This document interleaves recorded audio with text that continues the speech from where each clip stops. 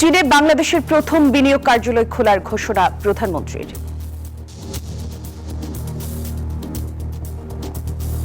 We are inviting Chinese companies to extend their value chain into Bangladesh.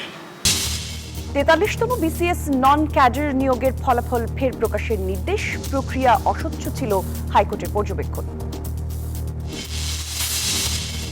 Bangla QR কোডে cashless লেনদেনে থাকছে না সর্বোচ্চ সীমা, বাংলাদেশ ব্যাংকের বিশেষ ক্যাম্পেইন উদ্বোধন। ফের মেহেরপুর এবং নওগাঁ সীমান্তে পশিনের ব্যর্থ চেষ্টা বিএসএফের, কুড়িগ্রামে 12 দিন ধরে শূন্যরেখা আটকা 3 জন।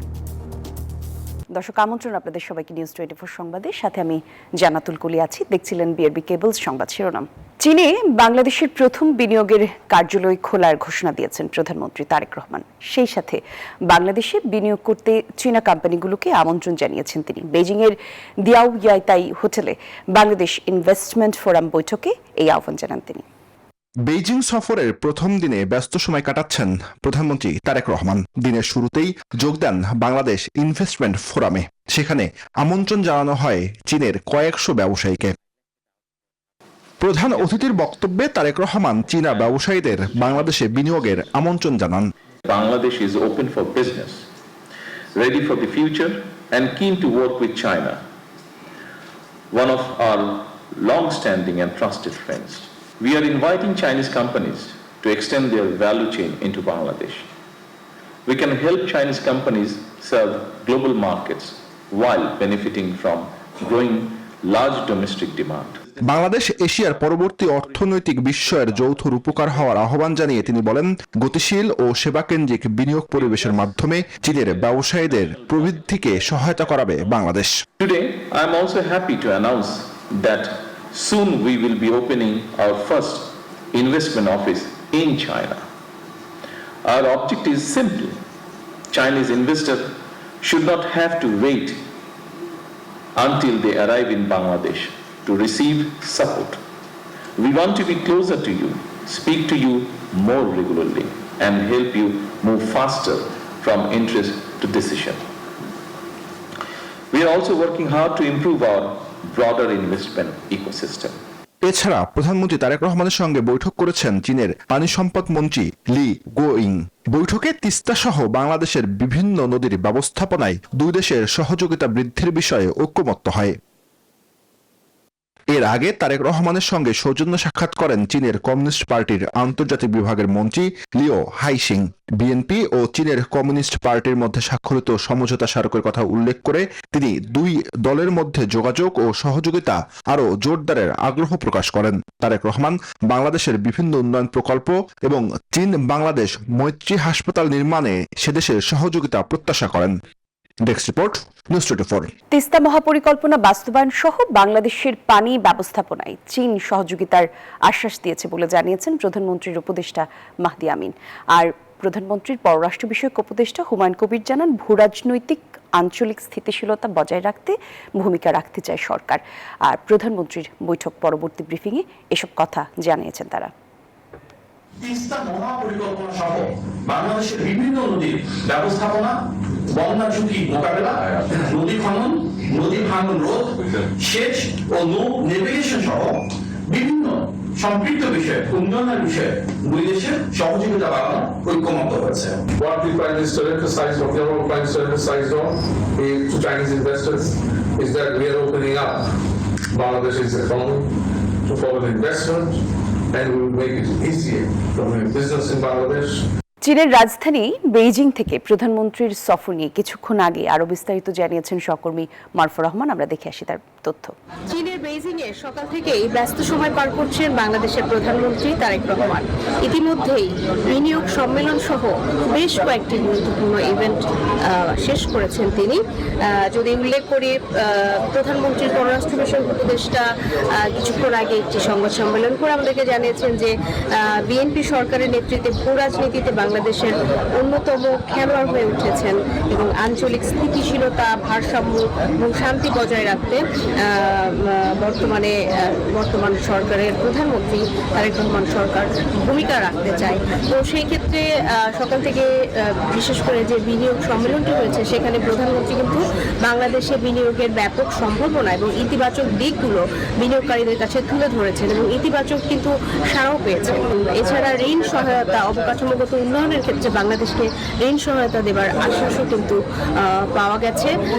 আগামীকালকে যেটি আসলে চূড়ান্ত হবে, আগামীকালকে শি জিনপিং এর সঙ্গে, চীনা প্রেসিডেন্টের সঙ্গে বাংলাদেশের প্রধানমন্ত্রীর যে বৈঠকটি হবে সেখানে, এবং ভূ রাজনৈতিকভাবেও এই সফরটি কেন গুরুত্বপূর্ণ সেটি পররাষ্ট্র বিষয়ক উপদেষ্টা তুলে ধরেছেন গণমাধ্যমের সামনে।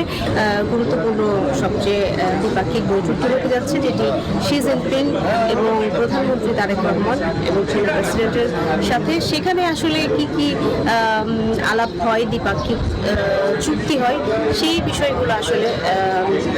বিষয়গুলোর দিকে দুই দেশই তাকিয়ে রয়েছে। তবে এই সফরের মধ্য দিয়ে দুই দেশের জনগণের মধ্যে কূটনৈতিক সম্পর্ক এবং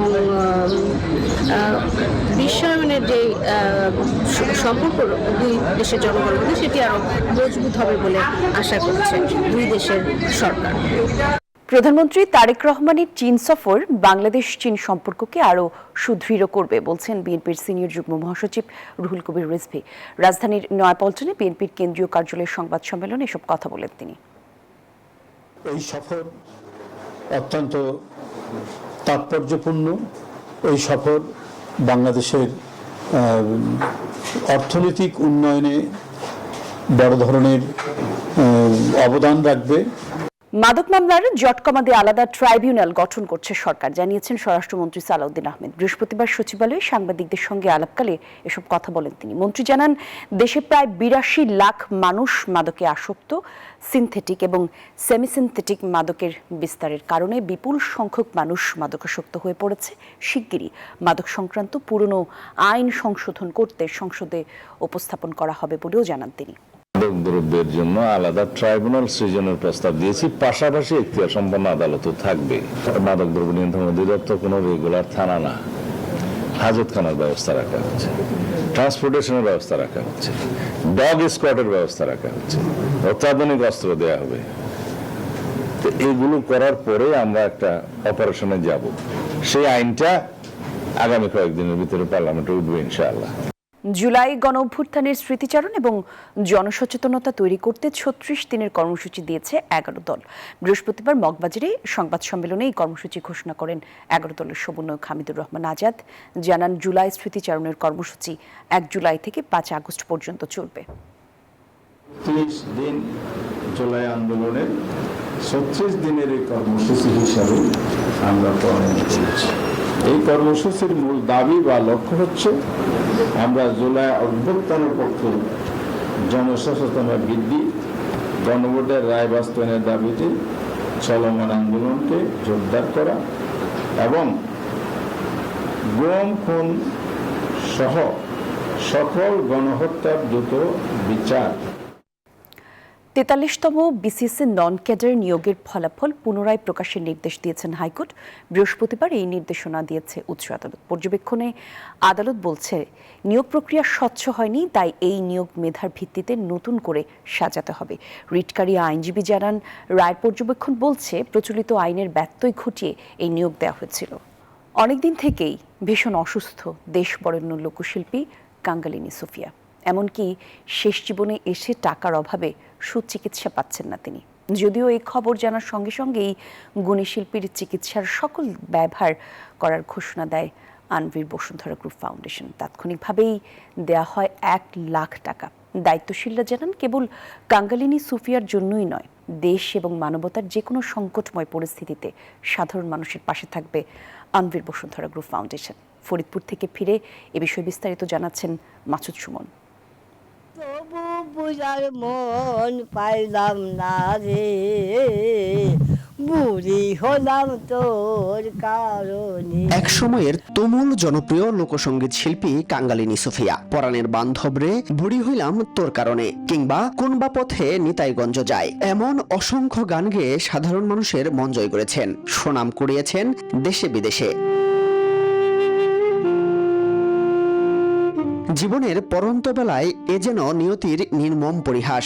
দিন দিন বাড়ছে শারীরিক অসুস্থতা, সেই সঙ্গে হাত ভাঙার সীমাহীন যন্ত্রণা। এমন অবস্থায় রাজবাড়ী সদর উপজেলার আলীপুর ইউনিয়নের নিজ বাড়িতে কাটছে গুণী এই শিল্পীর সময়। উচ্চ রক্তচাপের সঙ্গে কিডনি, হৃদরোগ সহ শরীরে বাসা বেঁধেছে আরো কিছু জটিল রোগ। বুকে প্রচন্ড ব্যথা আছে, ফুলে গেছে মুখমণ্ডল। সব মিলিয়ে কথা বলতেই ভীষণ কষ্ট হয় তার। আমি সাহেবরে এই কি আমার লাখ লাখ শুক্রিয়া, তাকে আমি দোয়া করি। সুখ কি জিনিস তো দেই নাই, কষ্ট জীবনেই কাটালাম। মা বাবার ঘরেও কষ্ট করছি, আবার স্বামীর ঘরে আইছিলাম, তাও কষ্ট করছি, আর এখনো কষ্ট করতেছি। কে জানতো শেষ বয়সে এমন করুণ পরিণতি হবে কাঙ্গালিনী সুফিয়ার? কেবলই কি ভাগ্যের খেলা, নাকি আছে অযত্ন অবহেলা? এসব প্রশ্নের উত্তর যাই হোক, বাস্তবতা হলো এখন নিজের চিকিৎসার টাকাও জোগাড় করতে পারছেন না তিনি। দুঃখের কথা কি কব, আমি ঢাকার থেকে আইসি পর থেকে ওই পাশের বাড়ি থেকে এক ভাত দেয়, সেই ভাত 2 বার করে খাই। এই দুঃখে থাকার জায়গা আছে? একটা নাম করা শিল্পী, বাংলাদেশের নাম করা শিল্পী দেশ বিদেশ ভ্রমণ করে আইলো, কি করলো ভ্রমণ করিয়া? তারে দিয়ে তো মানুষ লক্ষ লক্ষ টাকা ব্যবসা করছে। সংকটময় এই সময়ে লোকসঙ্গীত শিল্পী কাঙ্গালিনী সুফিয়ার পাশে দাঁড়িয়েছে আনভির বসুন্ধরা গ্রুপ ফাউন্ডেশন। মানবিকতা বিবেচনায় আনভির বসুন্ধরা গ্রুপ ফাউন্ডেশনের পক্ষ থেকে দেয়া হয় নগদ টাকা ও চিকিৎসার ব্যয়ভার বহনের ঘোষণা। আজকে সকালে আমাদের ভাইস চেয়ারম্যান ম্যাডাম উনি যখন পত্রিকার মাধ্যমে নিউজটা উনি দেখার পরে উনি স্যারকে যে অবহিত করলো, স্যার সঙ্গে সঙ্গে আমাদেরকে বললো যে ওনার মতো একটা কিংবদন্তি যার চিকিৎসার পয়সার অভাবে চিকিৎসা হবে না, এটা কোনোভাবে মেনে নেওয়া যায় না। তো উনি সঙ্গে সঙ্গে তাৎক্ষণিক আমাদেরকে উনি বললো ওনার সকল প্রকার চিকিৎসা দায়িত্ব আমি বহন করলাম। ওনাকে আজকে 1 লক্ষ টাকা দিয়ে গেলাম আমরা।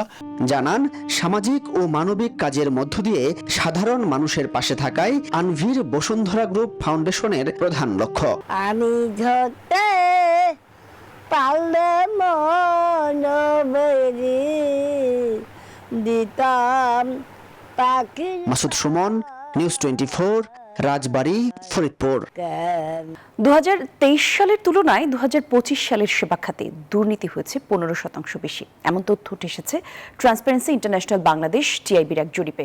বৃহস্পতিবার রাজধানীর ধানমন্ডিতে জাতীয় খানা জরিপ 2025 এর চূড়ান্ত ফল প্রকাশ করে প্রতিষ্ঠানটি। নভেম্বর 2024 থেকে অক্টোবর 2025 পর্যন্ত চালানো হয় এই জরিপেতে উঠে আসে অন্তর্বর্তীকালীন সরকারের সময়ে 2025 সালের সেবা খাতে 12,633 কোটি টাকার ঘুষ নেওয়া হয়েছে, যা 2023 সালের তুলনায় 15.9% বেশি। সবচেয়ে বেশি দুর্নীতি হয়েছে পাসপোর্ট ও বিআরটিএ সেবায়। আমরা মনে করি যে এটি একটা ধারাবাহিকতা। এই যে দুর্নীতির বিচার হয় না, প্রতিরোধ হয় না, প্রতিকার হয় না, যারা দুর্নীতি করে তাদেরকে এমনকি পুরস্কৃত করা হয়, এটা উত্তরদাতারা বলেছেন। এটি হচ্ছে যে বিকাশমান যে চিত্র, সেটার অন্যতম কারণ। এবং সেই ক্ষেত্রে অন্তর্বর্তী সরকারের সময় যে খুব একটা উল্লেখযোগ্য উদ্যোগ নেওয়া হয়েছে, সেটা বা উল্লেখযোগ্য সাফল্য অর্জন করা হয়েছে বা করা গেছে, সেটা কিন্তু বলার মতো সুযোগ না, এবং এই জরিপ সেটাই প্রমাণ করছে। বাংলা কিউআর কোডের মাধ্যমে ক্যাশলেস লেনদেন বাড়াতে ভোক্তা এবং ব্যবসায়ীদের লেনদেনে সর্বোচ্চ বা সর্বনিম্ন কোনো সীমা রাখেনি বাংলাদেশ ব্যাংক। বৃহস্পতিবার এই বিশেষ ক্যাম্পেইন উদ্বোধন করেন ডেপুটি গভর্নর নুর নাহার। নগদবিহীন পদ্ধতি জনপ্রিয় করতে এবং বাংলা কিউআর এর ব্যবহার বাড়াতে এই বিশেষ উদ্যোগ। দিনব্যাপী দেশের শীর্ষস্থানীয় বেশ কয়েকটি প্রতিষ্ঠান অংশ নিয়েছে, যেখানে ব্যাংকের কর্মকর্তা এবং কর্মচারীরা সরাসরি বাংলা কিউআর কোড স্ক্যান করে কেনাকাটা এবং বিল পরিশোধ করতে পারছেন। এটার মাধ্যমে কেনাকাটা করলে আসলে সবাই উপকৃত হবেন, আর ভবিষ্যতে আমরা ক্যাশলেস সোসাইটি করার একটা চিন্তা ভাবনা আছে। এটাই একমাত্র কিউআর কোড, অন্য কোনো অপারেটর বা অন্য কোনো কিউআর কোড এখানে আমাদের দেশে চলবে না। এটাই নতুন নীতিমালার মাধ্যমে 2 বছরের মধ্যে পুঁজিবাজার সহ পুরো অর্থনীতিকে পুনরুজ্জীবিত করা হবে বলছেন অর্থমন্ত্রী আমির খসরু মাহমুদ চৌধুরী। তিনি বলেন, আওয়ামী আমলে পুঁজিবাজার এবং ব্যাংক খাতকে ধ্বংস করা হয়েছে। বৃহস্পতিবার সকালে ইনস্টিটিউশন অফ ডিপ্লোমা ইঞ্জিনিয়ার মিলনায়তনে বাংলাদেশ অর্থনীতি সমিতি আয়োজিত বাজেট আলোচনায় বক্তব্য রাখেন অর্থমন্ত্রী। বলেন, আগের নেয়া সব অপ্রয়োজনীয় প্রকল্প বাতিল করা হচ্ছে। ঠিক সময়ে প্রকল্প বাস্তবায়নের উপর গুরুত্ব দিচ্ছে সরকার। এবারের বাজেটে কৃষিখাত এবং নতুন উদ্যোক্তাদের বেশি গুরুত্ব দেওয়া হচ্ছে বলে জানান অর্থমন্ত্রী। এবং সেই টাকাটা গ্রামে গঞ্জে রুরাল বাংলাদেশে সার্কুলেট করবে। এই জন্য আমরা এই লোকগুলোকে ঋণ ছাড়া, ঋণের বাইরে যে বেসিক নিড, তাদের সার বীজ থেকে শুরু করে, এইটার জন্য আমরা কৃষক কার্ডের ইন্ট্রোডাকশন করছি। তো ব্র্যান্ডিং নাই, they don't have a market place. তো আমরা চিন্তা করলাম উইফ ইউ ক্যান কম্বাইন সব কিছু মিলে এই সাপোর্টটা যদি আমরা গভর্নমেন্ট থেকে তাদেরকে দিই, তাহলে দেখেন their goods can be tradable goods. 2026-27 প্রস্তাবিত বাজেটে সিগারেটের দাম বাড়ানো হয়েছে নামমাত্র, যা সাধারণ মানুষকে আরো বেশি ধূমপানে উৎসাহিত করবে বলে দাবি করেছে তামাক বিরোধী সংগঠনগুলো। সকালে জাতীয় প্রেস ক্লাবে সংবাদ সম্মেলনে তারা বলেন, এবারের বাজেটে সাধারণ মানুষের স্বাস্থ্য ঝুঁকি বাড়িয়ে উল্টো তামাক কোম্পানিগুলোর মুনাফা বাড়ানোর আয়োজন করেছেন। সংবাদ সম্মেলনে বক্তারা জানান, 4টি ভিন্ন মূল্যস্তর থাকার কারণে বহুজাতিক তামাক কোম্পানিগুলো কর ফাঁকি দেওয়ার সুযোগ পাচ্ছে, যা জনস্বাস্থ্যকে মারাত্মকভাবে ঝুঁকিতে ফেলছে। সরকার যদি সুনির্দিষ্ট কর আরোপের সুপারিশগুলো চূড়ান্ত বাজেটে অন্তর্ভুক্ত করে, তবে দীর্ঘমেয়াদে প্রায় 1.5 লাখ মানুষ অকাল মৃত্যু রোধ করা সম্ভব হবে, এমনটা জানিয়েছেন তারা। সীমান্তে বিএসএফ এর পুশিন থামছেই না। ফের মেহেরপুর সীমান্তে পুশিনের চেষ্টা ব্যর্থ হলো বিএসএফ এর। মেহেরপুরের গাংনীর শাওরাতলা সীমান্ত দিয়ে 7 জনকে পুশিনের চেষ্টা করে বিএসএফ, পরে বিজিবি এবং স্থানীয়দের বাধায় ফেরত নিতে বাধ্য হয় তারা। এদিকে নওগাঁ সীমান্তে 9 জনকে ঠেলে পাঠানোর ব্যর্থ চেষ্টা হয়েছে। এছাড়া কুড়িগ্রামের রৌমারী সীমান্তে 12 দিন ধরে শূন্যরেখায় অবস্থান করছে 3 জন। এইচএসসি পরীক্ষার প্রশ্ন ফাঁস হলে কঠিন শাস্তি পেতে হবে হুঁশিয়ারি দিয়েছেন শিক্ষামন্ত্রী ডক্টর আ.ন.ম এহসানুল হক মিলন। বরিশালে এক মতবিনিময় সভায় তিনি এসব কথা বলেন। মন্ত্রী বলেন, শিক্ষা ব্যবস্থাকে সুন্দর করতে শিক্ষকদের প্রশিক্ষণের আওতায় আনার কাজ করছে সরকার। এই পরীক্ষার ইস্যুটাকে সামনে নিয়ে আমি সারা দেশ ভ্রমণ করছি এবং আমি জানার চেষ্টা করছি কি কি পরিবর্তন, কি কি সংস্কার আমাদের করা প্রয়োজন। ইনশাআল্লাহ নকল হবে না, নকল অনেক আগে চলে গিয়েছে। আমরা এখন শিক্ষার মান উন্নয়ন চাই। মার্কেন্টাইল ব্যাংক পিএলসির 27তম বার্ষিক সাধারণ সভা ভার্চুয়াল প্ল্যাটফর্মে অনুষ্ঠিত হয়েছে। ব্যাংকের প্রধান কার্যালয় থেকে ভার্চুয়াল প্ল্যাটফর্মে আয়োজিত এই সভায় সভাপতিত্ব করেন ব্যাংকের পরিচালনা পর্ষদের চেয়ারম্যান মোহাম্মদ আলাউর রহমান। সভায় 2025 সালের নিরীক্ষিত আর্থিক প্রতিবেদন অনুমোদন করা হয় এবং পাশাপাশি শেয়ার হোল্ডারদের জন্য 1.1% লভ্যাংশ অনুমোদন দেওয়া হয়। পরে ব্যাংকের চেয়ারম্যান এবং ব্যবস্থাপনা পরিচালক ব্যাংকের ব্যবসায়িক সাফল্য এবং ভবিষ্যৎ পরিকল্পনা তুলে ধরেন। আর এই ছিল নিউজ 24 সংবাদের আপডেট। সঙ্গে ছিলেন যারা। ধন্যবাদ সবাইকে।